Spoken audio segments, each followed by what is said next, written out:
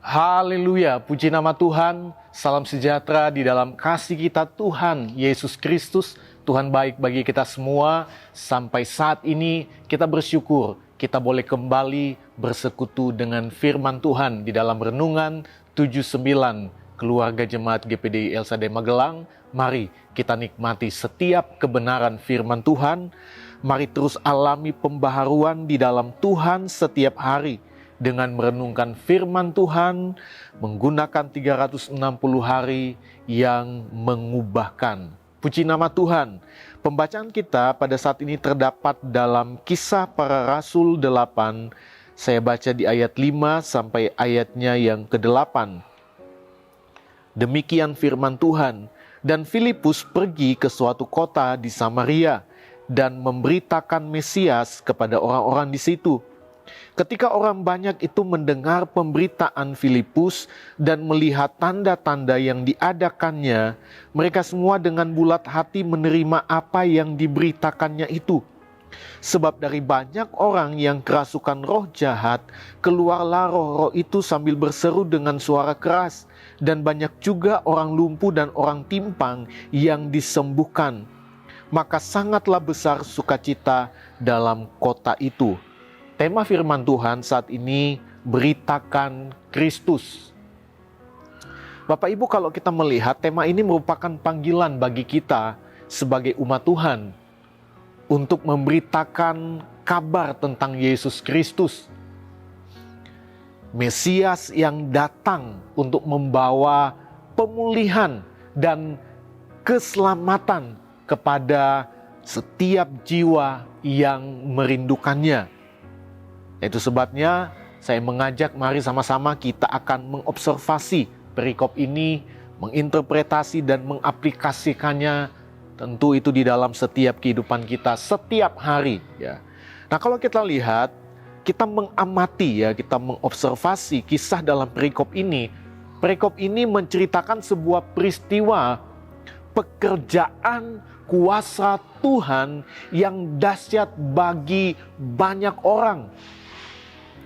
Filipus sebagai Rasul Kristus dan orang banyak terlibat di dalam peristiwa ini. Peristiwa yang terjadi di suatu kota di Samaria. Namun kalau saya memperhatikan dalam terjemahan lain menyebut kota Samaria. Nah, kita lihat dalam pelayanannya memberitakan Mesias, memberitakan Yesus Kristus di Samaria, kuasa Allah itu bekerja dengan dahsyat di dalam pelayanan pemberitaan itu. Banyak tanda-tanda atau keajaiban, mujizat-mujizat yang dilakukan oleh Filipus. Hal ini sebagai bukti bahwa kuasa Roh Kudus, kuasa Allah dari tempat yang maha tinggi ada menyertai pelayanannya. Di ayat 7 dikatakan, ini adalah tanda-tanda, ini adalah mujizat-mujizat yang dilakukan oleh Filipus, oleh kuasa Tuhan. Sebab dari banyak orang yang kerasukan roh jahat, keluarlah roh itu sambil berseru dengan suara keras. Dan banyak juga orang lumpuh dan orang timpang yang disembuhkan. Jadi ada banyak orang yang kerasukan roh jahat disembuhkan, dibebaskan, dipulihkan. Ada banyak orang yang sakit, orang lumpuh, orang timpang disembuhkan. Jadi ada banyak tanda, ada banyak mujizat yang terjadi dalam pelayanan Filipus. Sehingga pemberitaan tentang Mesias, tentang Yesus Kristus mendatangkan sukacita besar dalam kota itu. Dan mereka, orang banyak, firman Allah katakan dengan bulat hati, mereka menerima apa yang diberitakan oleh Filipus. Yang berarti pelayanannya berhasil. Firman Tuhan itu berhasil. Kuasa Allah itu bekerja dengan dahsyat.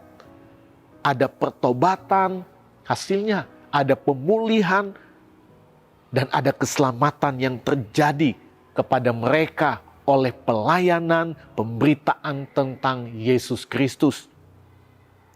Bapak Ibu, saudara-saudari yang diberkati Tuhan, jemaat Tuhan. Kalau kita menginterpretasi ya, pelajaran penting apa yang kita dapatkan dari perikop ini? Apa maknanya bagi setiap kita sebagai pendengar? Yang pertama, sebagai orang percaya, ya, kita lihat makna yang pertama dari perikop ini. Kita juga dipanggil untuk menjadi saksi-saksi Tuhan di dalam dunia ini. Jadi bukan hanya Filipus, kita juga jemaat Tuhan. Bukan hanya hamba-hamba Tuhan, semua jemaat Tuhan. Kita dipanggil untuk menjadi saksi bagi dunia ini. Menjadi saluran berkat bagi masyarakat, bagi orang lain yang belum mengenal Kristus. Dan yang kedua, makna yang kedua dari perikop ini, pengurapan oleh kuasa Tuhan harus ada dalam kehidupan setiap hamba Tuhan dan setiap jemaat Tuhan dalam memberitakan Injil tentang Yesus Kristus. Jadi kita lihat pengurapan Roh Kudus, pengurapan Allah dalam hidup kita itu adalah sesuatu yang sangat-sangat penting. Sama seperti Filipus, ia tidak hanya membawa berita tentang Kristus, tetapi juga mendemonstrasikan kekuatan dan kuasa Allah melalui tanda-tanda, melalui mujizat-mujizat yang luar biasa. Dengan kuasa ilahi ia mengusir roh jahat dan menyembuhkan banyak orang lumpuh serta timpang. Sehingga orang-orang Samaria mendengarkan pemberitaannya dan dengan bulat hati dikatakan mengakui kebenaran yang disampaikannya. Hal ini menunjukkan betapa pentingnya pengurapan Roh Kudus. Jadi yang kita temukan makna dalam perikop ini, betapa pentingnya pengurapan Roh Kudus dalam setiap kehidupan pelayanan kita. Kita menyadari tanpa urapan Tuhan, kita bukan siapa-siapa. Tanpa urapan Tuhan, Roh Kudus, kita tidak ada apa-apanya di hadapan Tuhan. Setiap pelayanan kita hampa, setiap pelayanan kita tidak berarti tanpa pengurapan Roh Kudus di dalam hidup kita. Nah, yang ketiga kita lihat makna dari perikop ini, pelayanan pemberitaan Yesus Kristus dalam urapan Roh Kudus akan menghasilkan sukacita besar kepada setiap orang yang mendengarnya. Kita mengamenkan ini, kita percaya bahwa inilah yang akan terjadi. Sukacita besar. Sukacita besar yang bukan hanya bersumber dari kesembuhan tubuh. Bukan hanya karena orang timpang, orang lumpuh disembuhkan. Yang kerasukan roh jahat dipulihkan, disembuhkan. Sehingga hal itu menimbulkan sukacita besar. Memang orang bersukacita dengan apa yang terjadi. Tapi sukacita besar ini bukan hanya bersumber dari kesembuhan tubuh, tetapi lebih jauh lagi karena ada keselamatan kepada jiwa-jiwa. Karena percaya kepada Tuhan Yesus Kristus. Bapak Ibu, kota Samaria dikatakan dipenuhi dengan sukacita besar karena mereka mengalami transformasi nyata oleh kehadiran Tuhan yang menyelamatkan jiwa mereka. Jadi pertanyaan dalam hidup kita, bagaimana dengan kita? Apakah hidup kita siap menjadi kesaksian dan meyakinkan bagi orang lain? Apakah kita siap menjadi kesaksian yang meyakinkan bagi orang lain tentang Yesus Kristus yang kita beritakan? Karena sekali lagi, harus ada pengurapan Roh Kudus. Harus ada hikmat. Kita belajar saat ini dari seorang Filipus. Sebagai pemberita firman Allah, pemberita Kristus. Dia bukan Tuhan, dia manusia biasa. Tapi karena ada pengurapan Roh Kudus di dalam hidupnya. Kita lihat aplikasi untuk setiap kehidupan kita. Apa yang harus kita terapkan dalam kehidupan kita sebagai hamba Tuhan, saya sebagai hamba Tuhan. Apa yang harus kita terapkan dalam hidup kita sebagai jemaat Tuhan yang memberitakan Yesus Kristus kepada orang lain. Apa yang harus kita terapkan dalam hidup kita dari perikop ini? Supaya setiap pelayanan kita itu disertai dengan urapan Allah. Ada begitu banyak tanda-tanda yang boleh terjadi. Yang pertama, miliki semangat yang kuat untuk memberitakan Yesus Kristus kepada orang lain. Yang pertama kita harus miliki semangat yang kuat, semangat yang menyala-nyala. Untuk apa? Untuk melayani, untuk memberitakan Yesus. Ada kemauan yang tinggi untuk menyampaikan kebenaran kepada banyak orang. Nah, yang kedua, hidup dalam persekutuan dengan firman Allah. Kita mau beritakan, kita harus mengerti firman Allah. Kita harus mengerti tentang Kristus. Ya, kita bersekutu dengan firman Allah lewat kita baca Alkitab, mendengar firman Allah setiap saat. Ya. Ada waktu kita untuk mendengar firman Allah, dengar dengan baik. Ya. Kita diajar, kita diajak untuk baca Alkitab, baca firman Tuhan. Supaya kita mengenal, kita tahu apa yang harus kita beritakan.